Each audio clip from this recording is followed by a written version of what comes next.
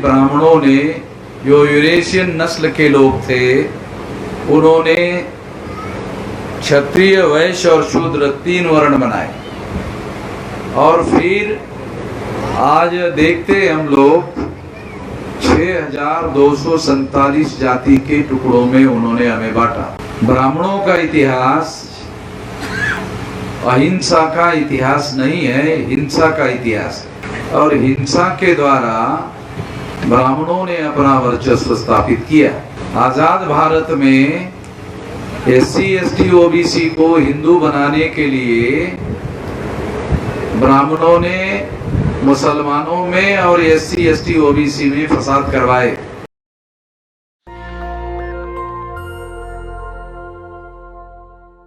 Eurasian नस्ल के लोग जब यहाँ यूरेशिया से आए तो उन्होंने, जो विदेशी थे, भारतीय नहीं थे, उन लोगों ने समाज को बांटने के लिए ये वर्ण व्यवस्था बनाई, ऐसी वर्टिकल व्यवस्था बनाई। इस वर्टिकल व्यवस्था में उन्होंने अपने से नीचे क्षत्रिय, वैश्य और शूद्र, ये समाज रचना बनाई। एक खास बात आप लोगों को समझा रहा हूँ। कुछ लोगों को ये बात छोटी लग सकती है, मगर इसके बारे में लोगों के मन में कई प्रकार की भ्रांतियां होती है। ये जो यूरेशियन नस्ल के लोग विदेशी भारत में आए तो उन्होंने समाज को बांटने के लिए और अपना वर्चस्व कायम करने के लिए ये वर्ण व्यवस्था बनाई। इस वर्ण व्यवस्था में उन्होंने अपने को छोड़कर क्षत्रिय, वैश्य और शूद्र, अपने को ब्राह्मण घोषित किया और बाकी यहाँ के जो मूल निवासी थे, उन मूल निवासियों में से जो मूल निवासी प्रजा थी, यहाँ की मूल निवासी प्रजा थी, उस प्रजा से उन्होंने क्षत्रिय, वैश्य और शूद्र वर्ण बनाया। तो ये बात मैं इसलिए आप लोगों को समझा रहा हूँ क्योंकि आप लोगों को ये समझ में आना चाहिए कि यहाँ क्षत्रिय वर्ण के जो लोग यहाँ आए हुए हैं, वो भी इस देश में मूल निवासी थे। तो उसको विभाजित करने के लिए, समाज को विभाजित करने के लिए, मूल निवासियों को विभाजित करने के लिए पहले ब्राह्मणों ने, जो यूरेशियन नस्ल के लोग थे, उन्होंने क्षत्रिय, वैश्य और शूद्र 3 वर्ण बनाए। और फिर आज देखते हम लोग 6247 जाति के टुकड़ों में उन्होंने हमें बांटा। 1703 शेड्यूल कास्ट की जातियां है भारत में, 1703 जातियां, इसका मतलब है 1703 टुकड़े ब्राह्मणों ने किए। हमारे में से ही कुछ लोग जो है, जब हम ब्राह्मणों के बारे में बात करते हैं तो उनको थोड़ा अजीब लगता है। तो स्वाभाविक है, जो लोग जागृत नहीं है या जिनके पास जानकारी नहीं है, उनको बातें अजीब जरूर लगती होगी, क्योंकि ज्ञान उसको नहीं बोलते हैं जो पिछड़ा है, जो पीछे है। जो आपको आगे लेके जाता है वो ज्ञान है, जो आपको पीछे रखता है वो ज्ञान नहीं है। जो आपको आगे ले जाता है, अमेरिका का कितना पुराना इतिहास है, 200-300 साल से ज्यादा नहीं है। हमारे देश का इतिहास कितना लंबा है, 2-3 हजार साल का इतिहास। तो अमेरिका दुनिया में पहले नंबर पर है,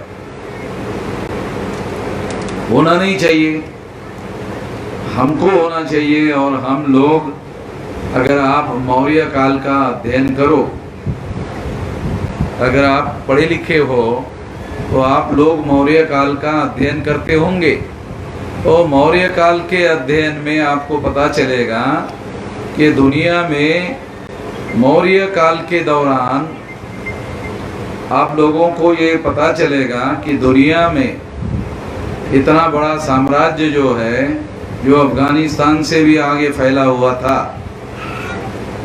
वो तो हमारे लोगों का था, मूल निवासियों का था, नाग लोगों का था।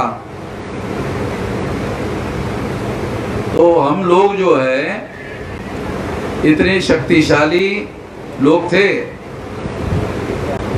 इतने शक्तिशाली लोगों को ब्राह्मणों ने पहले 3 वर्णों में बांटा, क्षत्रिय, वैश्य और शूद्र, और फिर 6247 जाति के टुकड़ों में बांटा। ये बंटवारा इतना ही नहीं है, एक और बंटवारा है, वो है छूत और अछूत का। इतना ही नहीं है, छूत और अछूत का भी बंटवारा है। तो ये बात हम लोगों को जो जैसे जैसे जागृति और जैसे जैसे जानकारी और ज्ञान बढ़ेगा, वैसे वैसे ये बातें आप लोगों के सामने आएगी। तो हम लोगों का इतना विशाल साम्राज्य खत्म इसलिए हुआ क्योंकि उन लोगों ने मौर्य साम्राज्य का आखिरी सम्राट बृहद्रथ मौर्य की पुष्यमित्र शुंग नाम का जो ब्राह्मण है, उसने हत्या की।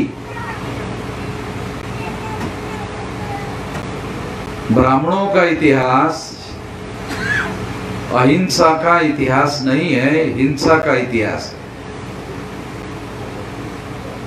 ब्राह्मणों का जो इतिहास है वो अहिंसा का इतिहास नहीं है, हिंसा का इतिहास है। और हिंसा के द्वारा ब्राह्मणों ने अपना वर्चस्व स्थापित किया।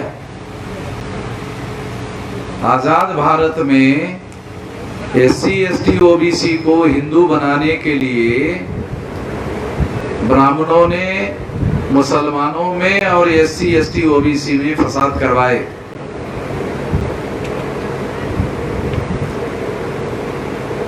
दोबारा आपको बताता हूं, ब्राह्मणों ने SC ST OBC में और मुसलमानों में फसाद करवाए। अगर मुसलमान और SC ST OBC आपस में लड़ेगा तो एक तरफ मुसलमानों का नुकसान होगा, दूसरा SC ST OBC का नुकसान होगा, क्योंकि यही लोग मारे जाएंगे और जो बचेंगे उनको कोर्ट कचहरी के चक्कर में फिर घसीटने का भी कार्यक्रम होता है। तो नुकसान तो इन लोगों का होता है। इनके बीच में जो फसाद होता है, इसके फसाद का फायदा किसको हुआ? इसके फसाद का फायदा ब्राह्मण को हुआ, नुकसान हमें हुआ, मुसलमान को और SC ST OBC को। फायदा किसको हुआ?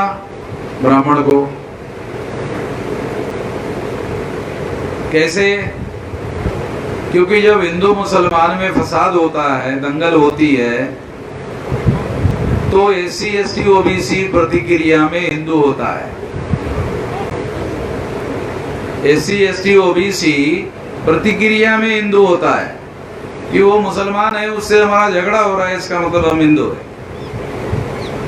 SC ST OBC हिंदू नहीं है।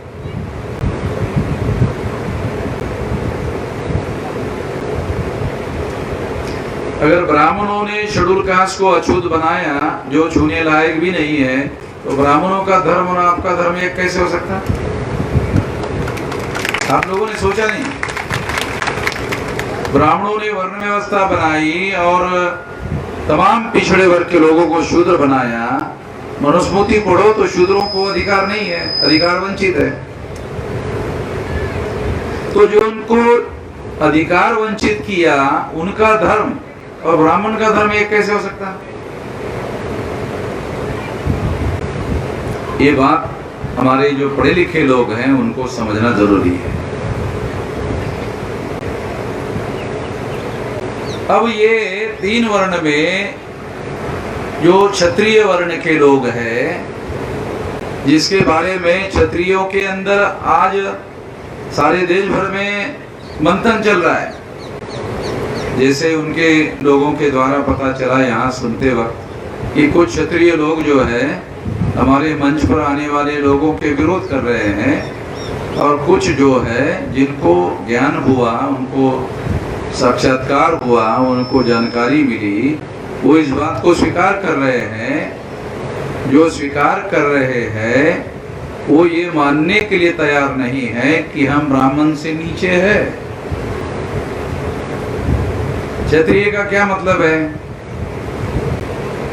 क्षत्रिय का एक मतलब है, तमाम मतलब होते होंगे, मगर एक मतलब ये है कि क्षत्रिय वर्ण व्यवस्था में ब्राह्मण के नीचे है। क्यों है? नहीं होना चाहिए ना। नेशनल दस्तक की आपसे गुजारिश है कि अगर इसको बचाना चाहते हैं तो नेशनल दस्तक को सब्सक्राइब करने के लिए रेड कलर के सब्सक्राइब बटन को दबाएं, फिर बेल आइकन की घंटी दबाएं। नेशनल दस्तक को बचाने के लिए बहुत जरूरी है कि हर खबर को शेयर करें, लाइक करें, कमेंट जरूर करें।